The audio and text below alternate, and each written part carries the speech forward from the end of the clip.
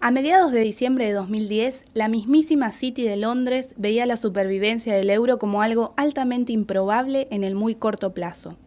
Una consultora británica, el Centro de Economía e Investigación en Negocios, le daba al euro una oportunidad en 5 de sobrevivir debido a que las demandas de reducción drástica de los estándares de vida de la población europea lo hacían insostenible. El director ejecutivo de esta consultora, Douglas McWilliams, dijo públicamente que Irlanda, Grecia, España, Portugal e Italia tendrían que recortar el gasto del consumidor en un 15% para que el euro pudiera continuar. Pero lo que es más interesante aún es que puso como ejemplo que estos recortes sobrepasan el 14% en recortes en el gasto que sufrieron los británicos durante la Segunda Guerra Mundial.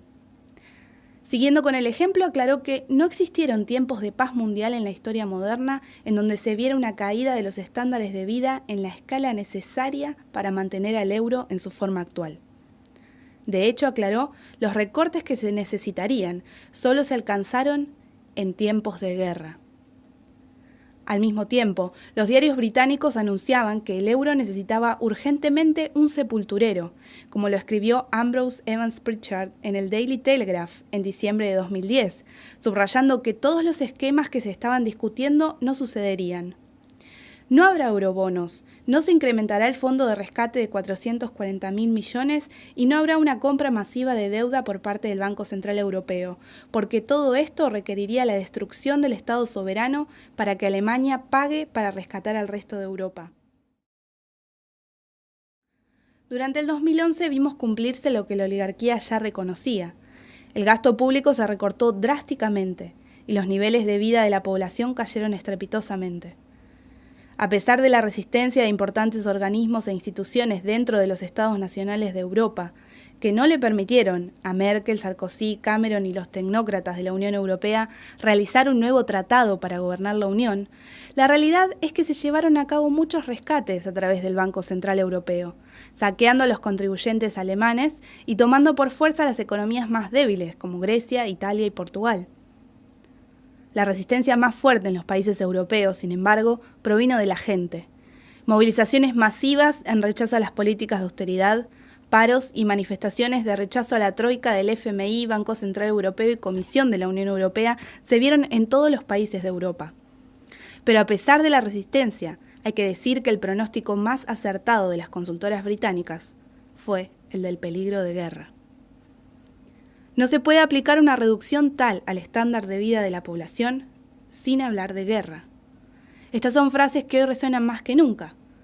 El mundo está al borde de la Tercera Guerra Mundial por los constantes ataques y posiciones bélicas que Gran Bretaña y Estados Unidos, junto a sus compañeros de la OTAN, han tomado contra Rusia y China, como lo viene advirtiendo Lyndon LaRouche y los gobiernos de Rusia, China y Argentina, entre otros pocos.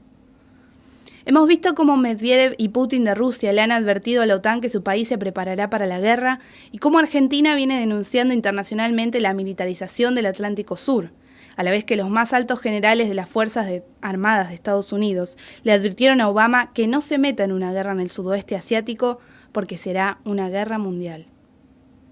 Sin embargo, hace 2 semanas, Netanyahu de Israel viajó a Estados Unidos a reunirse con Obama y a la vuelta fue denunciado por los medios de comunicación más importantes de Israel, porque volvió con un mensaje abierto y directo de conflicto bélico contra Irán. Esto, según las denuncias de los medios israelíes, quiere decir que Obama le dio luz verde para atacar Irán. Lo importante para informar hoy es que aún en todo este caos que representa el sistema financiero transatlántico de Europa y Estados Unidos, puede surgir una luz de esperanza para el futuro. No solo de supervivencia, sino de verdadera creatividad. Soy un líder político francés que nació en Buenos Aires. Jacques Geminade es un líder que se identificó con las ideas de LaRouche y se dedicó a pelear desde Francia, en donde trabajó y luchó en contra de los intereses de la oligarquía financiera, mejor llamada Imperio Británico. El encuentro con las ideas de LaRouche marcó a Jacques Geminade profundamente, y desde entonces dedicó su vida a luchar y pelear por un futuro para Francia y para el mundo, defendiendo la idea de estados nacionales soberanos. Para Jacques, tanto como para Lyndon LaRouche, el progreso económico de las naciones es posible, cooperando en paz para un crecimiento que no tiene límites. Esto se puede ver ejemplificado en su apoyo político a la Argentina contra la oligarquía financiera ante la crisis de 2008, cuando los intereses financieros pararon el país, porque no querían aceptar las regulaciones del Estado. Hoy vengo a decirles que nosotros aquí en Francia les damos un total apoyo a lo que están haciendo frente al ministerio, o que estuvieron haciendo. Es una cosa muy importante para ustedes, para Argentina y para el mundo, y es por eso que le brindamos nuestro total apoyo. Lo que ustedes están enfrentando en realidad no es un problema agrícola, es un problema financiero. Lo que están ustedes enfrentando es el Imperio Británico. También por la cooperación bilateral entre Francia y Argentina, por ejemplo. Lo que tratan es de dividirnos. Se dice Argentina está con el grupo de Cannes y Francia con el mercado común, con la Unión Europea. Así que los productores franceses entran en competencia con los productores argentinos. Y eso es un origen de la lucha de las tensiones. No es cierto. Son los financieros que atacan a los productores agrícolas en Argentina y que atacan a los productores agrícolas en Europa y en Francia. Y nosotros tenemos que hacer una alianza a través de los continentes contra ese imperio financiero, esos intereses internacionales que tienen por centro, por cuna, Londres y la City de Londres. Y este es nuestro combate común. Es claro que Jacques Geminade es un hombre que luchó aliándose con los patriotas de cada nación y cada región, que entendían que el enemigo común es la oligarquía, que debemos pensar en un futuro de cooperación. Esto lo ejemplifica su lucha por África. Problem of Africa, as you can see it expressed in Tunisia, Egypt, and a few other countries, originates in Europe, in France in particular for the French-speaking countries, and as a whole in the transatlantic world. That's the first thing to say. And it is clear that in the last 30 to 40 years, it has been proven that the financial neocolonialism has been even worse than the preceding colonialism. Why? Because the French policy, after General de Gaulle had to quit power, the French policy was more and more Britishized. Means it took a British form because of financial domination of the Anglo-American world under a British Empire rule. And then the French policy became more and more a disaster, and our responsibilities greater and greater. Con toda esta trayectoria, es muy simple imaginar que no fue fácil para Jacques llegar a la actual elección presidencial en Francia. Actualmente en Francia, la discusión mediática y electoral está permeada de mentiras e hipocresías para salvar al sistema financiero, la Unión Europea y los bancos del Grupo Interalfa de la Reina. Las personas que quieren presentarse como candidatos a presidente en Francia deben presentar ante la Corte Suprema de Justicia las firmas de al menos 500 alcaldes nacionales que aprueben la campaña del político en cuestión. Dichos alcaldes solo pueden darle su firma a un solo candidato. Esto fue lo que Jacques Geminade y su partido político Solidaridad y Progreso consiguieron y presentaron el pasado 31 de marzo ante la Corte, dejando atónita a la prensa nacional e internacional y rabiosa a la oligarquía, que durante mucho tiempo se ocupó en perseguirlo y manchar su nombre. En 1995, la primera vez que Jacques corrió como candidato, él pronosticó que en 10 años estallaría una crisis económica de desplome, y por eso la oligarquía se ocupó de perseguirlo. Antes de presentar oficialmente su candidatura, ya salían por los medios muchos ataques en su contra, llamándolo extremista de ultraderecha y muchas otras calumnias. Como primera medida durante su campaña, se le negó la participación en los debates públicos y la cobertura de su campaña presidencial en la prensa.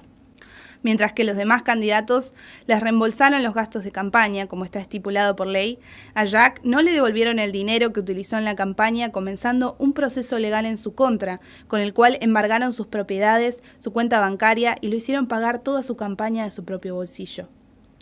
Hoy el escándalo de las campañas de 1995 de los candidatos Chirac y Balladur, que sacaron su dinero de la venta de armas y negocios turbios en África, es tapa de todos los diarios. Mientras que Jacques Cheminade surge como el candidato sorpresa, una esperanza para Europa y el mundo. Pero eso no es todo. Miremos al actual presidente de Francia, Nicolas Sarkozy, quien también está involucrado en un escándalo, ya que el hijo de Gaddafi, Said al-Islam, denunció que su padre había aportado 50 millones de euros a su campaña presidencial y demandó que Sarkozy los devolviera, ya que Sarkozy fue uno de los que iniciaron la guerra contra Libia y asesinaron a su padre. Lo que es más obvio es que Sarkozy representa la corrupción total por parte del Estado, llevando a cabo políticas de rescate financiero a los grandes bancos, amenaza bélica con su participación en la OTAN en contra de Siria, Irán y Libia, junto con Obama y los británicos. Jacques Cheminade ha denunciado sistemáticamente todo esto y hoy surge más que nunca como la voz de esperanza para Europa y el mundo. Combat que je mène ici et que je ne veux pas laisser pour quelques heures, ce combat, c'est le même que le vôtre, et c'est ce qui nous rassemble.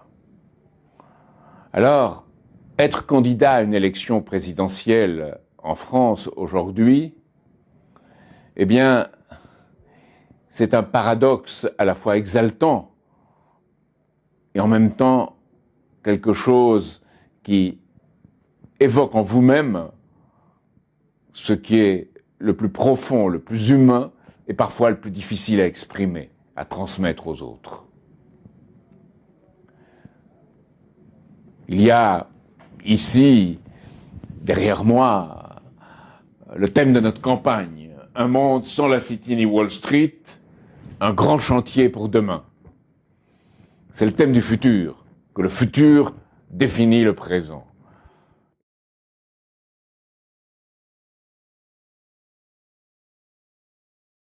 Al mismo tiempo, los diarios británicos anunciaban que el euro necesitaba urgentemente un sepulturero, como lo escribió Ambrose Evans Pritchard en el Daily Telegraph en diciembre de 2010, subrayando que todos los esquemas que se estaban discutiendo no sucederían.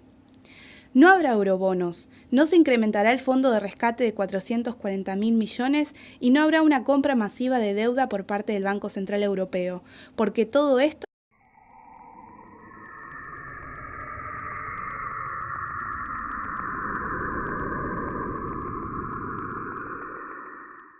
A mediados de diciembre de 2010, la mismísima City de Londres veía la supervivencia del euro como algo altamente improbable en el muy corto plazo. Una consultora británica, el Centro de Economía e Investigación en Negocios, le daba al euro una oportunidad en 5 de sobrevivir, pasan el 14% en recortes en el gasto, que sufrieron los británicos durante la Segunda Guerra Mundial. Siguiendo con el ejemplo, aclaró que no existieron tiempos de paz mundial en la historia moderna en donde se viera una caída de los estándares de vida en la escala necesaria para mantener al euro en su forma actual. De hecho, aclaró, los recortes que se necesitarían solo se alcanzaron en tiempos de guerra. Esto requeriría la destrucción del Estado soberano para que Alemania pague para rescatar al resto de Europa. Durante el 2011 vimos cumplirse lo que la oligarquía ya reconocía. El gasto público se recortó drásticamente y los niveles de vida de la población cayeron estrepitosamente. A pesar de la resistencia de importantes organismos e instituciones dentro de los estados nacionales de Europa, debido a que las demandas de reducción drástica de los estándares de vida de la población europea lo hacían insostenible.